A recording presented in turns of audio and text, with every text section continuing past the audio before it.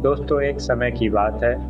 एक मेहनती किसान था जिसके पास एक गधा और एक बकरा था।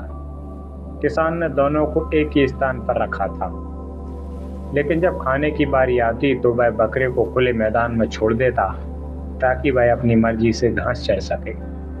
दूसरी ओर गधे को किसान अपने हाथों से खाना खिलाता था, क्योंकि गधा उसके लिए दिन रात मेहनत करता था और खेती के काम में उसकी बहुत सहायता करता था। इस विशेष ध्यान के कारण बकरे के मन में गधे के प्रति ईर्ष्या पैदा हो गई। बकरा सोचता था कि अगर वह गधे को रास्ते से हटा दे तो किसान उसी की देखरेख करेगा और उसे गधे जैसा विशेष भोजन मिलेगा। एक दिन बकरे ने अपने मन में एक चाल चली और मौका देखकर उसने गधे को एक बड़े गड्ढे में धकेल दिया।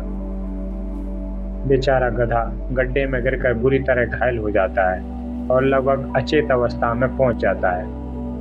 जब किसान को ये बात पता चलती है तो वह तुरंत गड्ढे की ओर दौड़ता है और किसी तरह गधे को बाहर निकाल लेता है। वह गधे को लेकर जानवरों के डॉक्टर के पास पहुंचता है और डॉक्टर को सारी बात बताता है।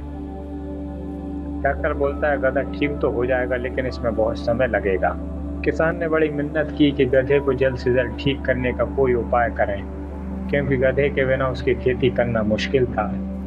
किसान की लाचारी देखकर डॉक्टर ने एक उपाय सुझाया और कहा कि गधे को जल्दी ठीक करने के लिए केवल एक ही तरीका है, उसे बकरे का सूप पिलाना होगा। यह सुनकर किसान बेहद दुखी हुआ, लेकिन उसे गधे और अपनी खेती की हालत को देखते हुए डॉक्टर की बात माननी पड़ी। दोस्तों, अंततः बकरे की ईर्ष्या और गधे का स्थान प्राप्त करने की चाहत में उसे गधे का ही भोजन का साधन बना दिया। इस कहानी से हमें यह सीख मिलती है कि ईर्ष्या और लालच दोनों ही हमारे लिए हानिकारक है।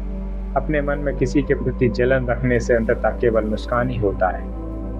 दोस्तों, अगर आपको ये कहानी पसंद आई हो तो ये आप और भी लोगों तक शेयर करें। मिलते हैं नेक्स्ट कहानी में।